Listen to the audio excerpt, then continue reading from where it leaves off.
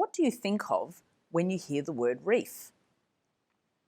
Like most Australians, and indeed many people around the world, you would probably think of tropical reefs, and the most well-known of them all, the Great Barrier Reef. But did you know that there is an even bigger reef along the coast of the southern half of Australia? It is called the Great Southern Reef, and it is a temperate reef, and is connected by a network of kelp forests. It is one of the most pristine and unique reef systems in the world, and was identified and given its name in 2016.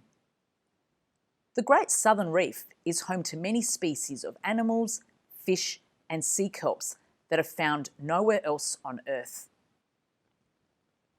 About 70% of Australians live within 50 kilometres of the Great Southern Reef, and it provides livelihoods to some of these people in the areas of fishing, aquaculture, tourism, and recreation. Many Indigenous populations also have strong connections to parts of the reef. However, little is known about the Great Southern Reef, and it is also increasingly under threat.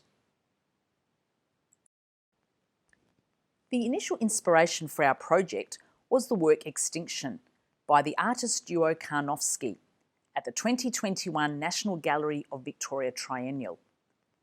The accurate representations and the clever way that lighting was used made a particularly powerful statement regarding extinction. An interactive activity on the NGV Triennial website also provided links to information about each animal and their current extinction threat status. The students were introduced to the Great Southern Reef through a number of educational resources provided by greatsouthernreef.com. We also looked at the biological drawings of the past, particularly those of artists who accompanied the early European explorers to Australia. They documented the unique flora and fauna of this land before the development of photography. The renowned Western Australian artist Roger Swainston was also an inspiration. He has extensively documented underwater species and reefscapes and aims to promote an awareness of the beauty and diversity of Australian marine life. Using the medium of watercolour, which is traditionally used for this work, a class of Year 10 students were asked to draw and paint a particular species found on the Great Southern Reef. The images were scanned and resized, so their proportions were relatively accurate to each other, as much as possible anyway, as there were some exceptions.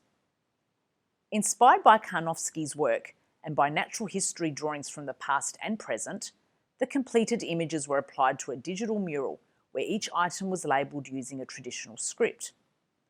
The mural can be printed to any size as a poster or a decal, which can then be applied to a surface.